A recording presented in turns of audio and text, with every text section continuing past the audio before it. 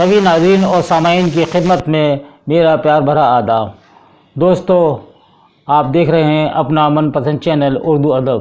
اردو ادب میں آپ کا پرجوش خیر مقدم ہے۔ دوستو، آج میں آپ کے لیے بہت ہی نئے سوالات لے کر آیا ہوں جو کسی کتاب میں نہیں ملیں گے، اور یہ بڑے ہم نے خاص سوالات آپ کے لیے چنے ہیں۔ تو آئیے سب سے پہلا سوال ہم شروع کرتے ہیں کہ دکنی اردو نثر کی تاریخ کا باقاعدہ آغاز کس صوفی شاعر سے ہوتا ہے؟ دکنی اردو نثر کی تاریخ کا باقاعدہ آغاز کس صوفی شاعر سے ہوتا ہے؟ تو جواب آپ سوچئے، انشاءاللہ کیا نام جواب آپ کے ذہن میں آ جائے گا، اور نہیں آتا ہے تو لیجئے ہم بتا دیتے ہیں۔ شاہ برہان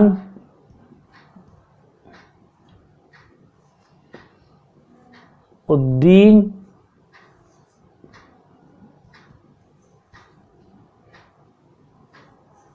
جانم۔ یہ ہے پہلے سوال کا جواب۔ اب دوسرا سوال آتا ہے، میراجی شمس العشاق کے صاحبزادے اور سلطنت عادل شاہی کے مشہور صوفی شاعر کا نام بتائیے۔ یہ سوال آپ کے لیے بڑا اہم ہے، چاہے پی ایچ ڈی میں ہو یا نیٹ میں ہو، یہ بڑا ہی امپورٹنٹ سوال ہے۔ تو اس کا بھی جواب ہے شاہ برہان الدین جانم۔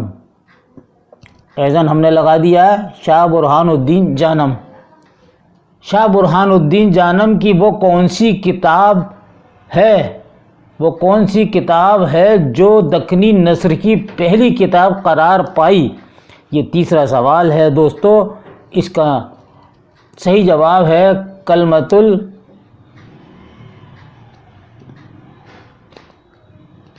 الحقائق۔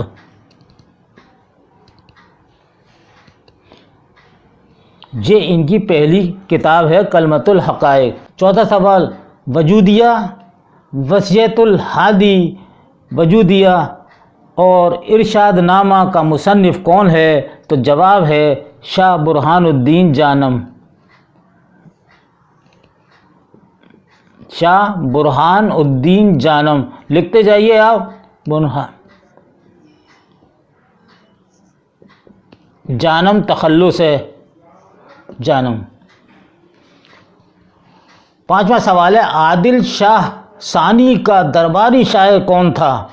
تو ہمارا جواب ہوگا عبد الابراہیم۔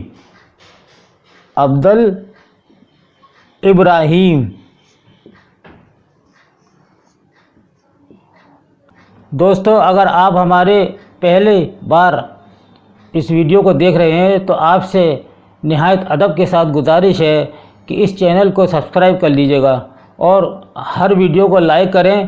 یہ ویڈیو آپ کے لیے بہت ہی مفید ہیں۔ یہ ایسے سوالات ہیں جو آپ کو کسی کتاب میں نہیں ملیں گے۔ اور ہم آپ کو ایک اور خوشخبری دیتے ہیں کہ اگر کوئی بھی طالب علم ہماری کلاس کو اٹینڈ کرنا چاہے، ہماری کوچنگ کو اٹینڈ کرنا چاہتا ہے، تو وہ ہمارے یہاں علی گڑھ میں کوچنگ کا انتظام ہے۔ ہمارا واٹس ایپ نمبر ہے 8477965321۔ اس نمبر پہ ہم سے آپ رابطہ قائم کر سکتے ہیں۔ تو آئیے اگلے سوال کی طرف چلتے ہیں۔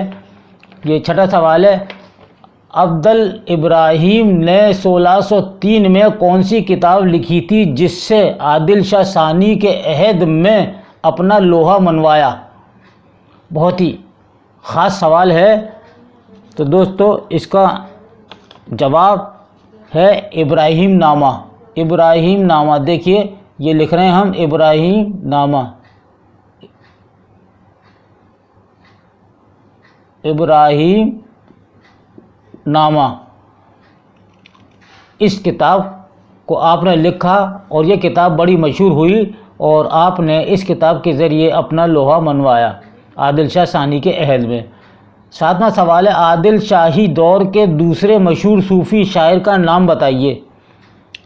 تو وہ کون سے دوسرے صوفی شاعر ہیں؟ شاید آپ کو معلوم ہوگا، اگر نہیں آپ کو پتہ تو آپ لکھ لیجئے۔ شاہ امین الدین عالی، شاہ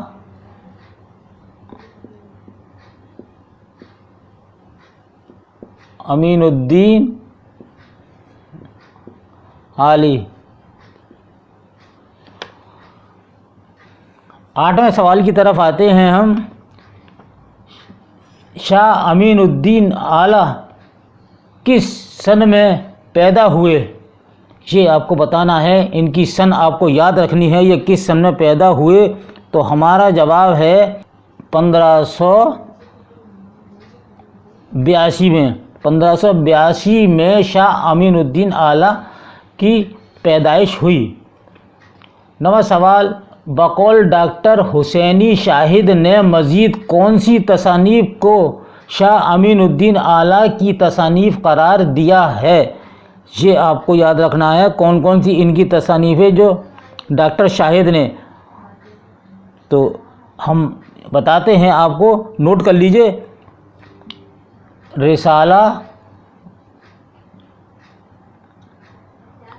ظاہر و باطن، رسالہ ظاہر و باطن، عشق نامہ، عشق نامہ،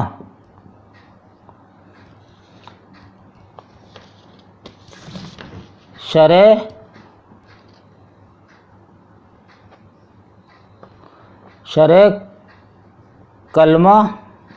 کلمہ طیب۔ تو یہ تینوں کتابیں، رسالہ ظاہر و باطن اور دوسری ہے عشق نامہ اور تیسری ہے شرح کلمہ طیب کو۔ 10واں سوال ہے، شاہ برہان الدین جانم کس کے صاحبزادے تھے؟ بہت ہی امپورٹنٹ سوال ہے، کس کے صاحبزادے تھے؟ اکثر سوال آتا ہے، تو جواب لکھیے۔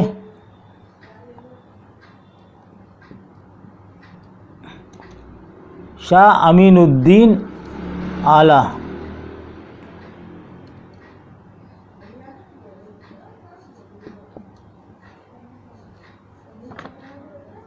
شاہ امین الدین اعلیٰ کے گفتار امین، رسالہ وجودیہ، کلمۃ الاسرار اور گنج مخفی کس کی نثری تصانیف ہیں؟ یہ آپ یاد رکھیے کس کی نثری تصانیف ہیں؟ شاہ امین الدین اعلیٰ کی ہیں یہ تصانیف، شاہ امین الدین اعلیٰ۔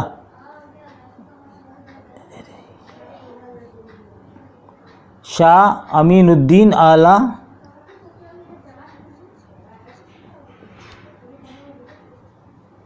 شاہ امین الدین اعلیٰ کی یہ تمام تصانیف ہیں جو ابھی ہم نے آپ کو بتائی ہیں۔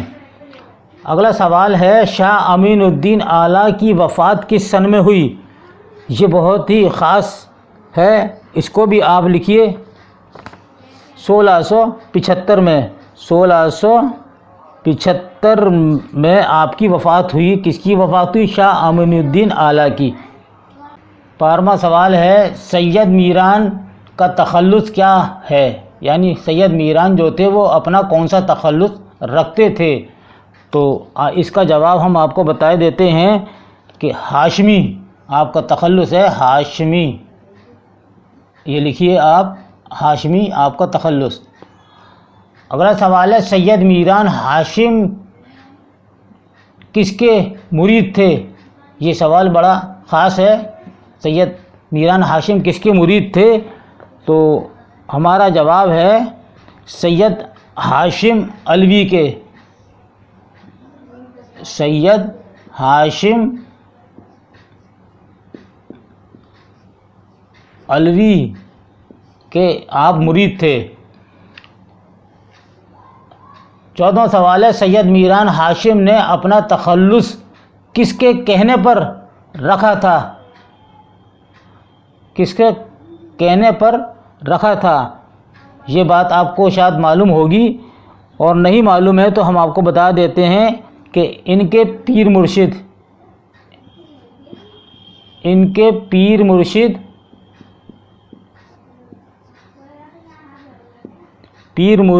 ہاشم علوی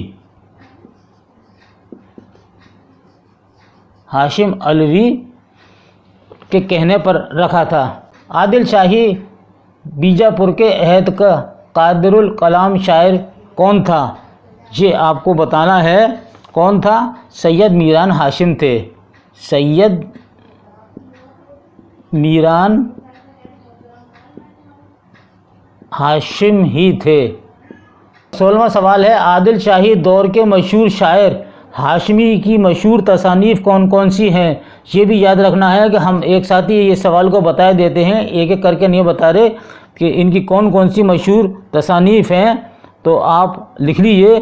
یوسف زلیخا، یوسف زلیخا،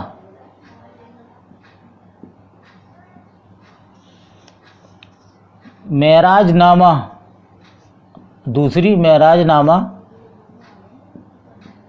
معراج نامہ ہے، اور تیسری مثنوی عشقیہ،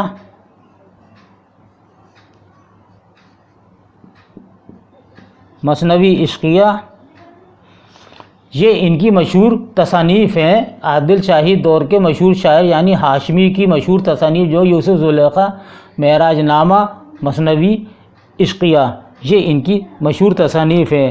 اگلے سوال کی طرف آتے ہیں کہ سید میران ہاشم کی وہ کون سی مشہور مثنوی ہے جس سے دکنی ادبیات میں ایک قابل قدر کارنامہ انجام دیا؟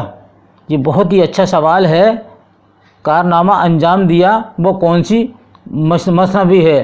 تو مثنوی یوسف زلیخا ہے، مثنوی یوسف زلیخا۔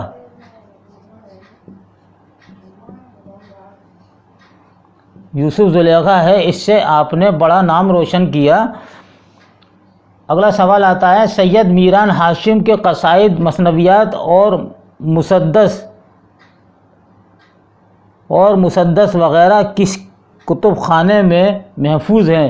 یعنی کون سا ایسا کتب خانہ ہے جس میں میران ہاشم کی یہ کتابیں اس کتب خانے کی زینت بنی ہوئی ہیں؟ تو آئیے ہم آپ کو بتا دیتے ہیں کہ کتب خانہ سالار جنگ، کتب خانہ سالار جنگ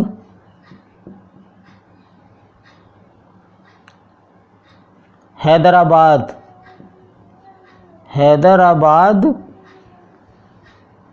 میں محفوظ ہیں۔ کس میں ہے؟ کتب خانہ سالار جنگ جو حیدرآباد میں ہے وہاں محفوظ ہیں سید میران ہاشم کی تصانیف، یہ ہمیں یاد رکھنا ہے دوستو۔ 19واں سوال ہے، سید میران ہاشم کا انتقال کس سن میں ہوا؟ تو جواب ہے اس کا 1109 ہجری میں، 1109 ہجری میں میران ہاشم کا انتقال ہوا۔ 20واں سوال ہے، عادل شاہی دور کا وہ کون سا شاعر ہے جو اردو کا پہلا صاحب دیوان ریختہ گو شاعر قرار پایا؟ تو جواب ہے سید میران ہاشمی۔ دوستو ریختہ کیا ہے اس کے بارے میں ہم آپ کو سمجھائے دیتے ہیں مختصر۔ ریختہ کو عموماً بہت سے شعراء لکھنؤ کی ایجاد سمجھا جاتا ہے جن میں عورتوں کی طرف سے اظہار عشق کیا جائے اور عورتوں کے جذبات کی ترجمانی ان کے ہی لب و لہجے میں کی جائے، لیکن حقیقت یہ ہے کہ اہل لکھنؤ نے صرف یہ اصطلاح وضع کی تھی، نہ کہ صنف ریختہ دکن میں ابتدائے شاعری سے رائج ہوئی ہے۔ صوفی شعراء نے کتنی ہی منظومات ایسی لکھی ہیں جن میں تصوف و معرفت کے عمیق مسائل عورتوں کے سمجھانے کے لیے عورتوں ہی کا لب و لہجہ اور زبان استعمال کی گئی ہے۔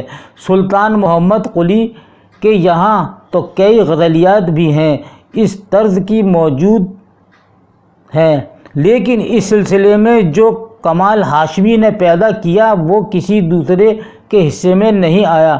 وہ پہلا شاعر ہے جس نے اس صنف مخصوص یعنی ریختہ میں پورا دیوان ترتیب دیا اور اردو کا پہلا صاحب دیوان ریختہ گو شاعر قرار پایا سید میران ہاشمی، اور گولکنڈہ کا اردو کا پہلا صاحب دیوان شاعر محمد قلی قطب شاہ ہیں۔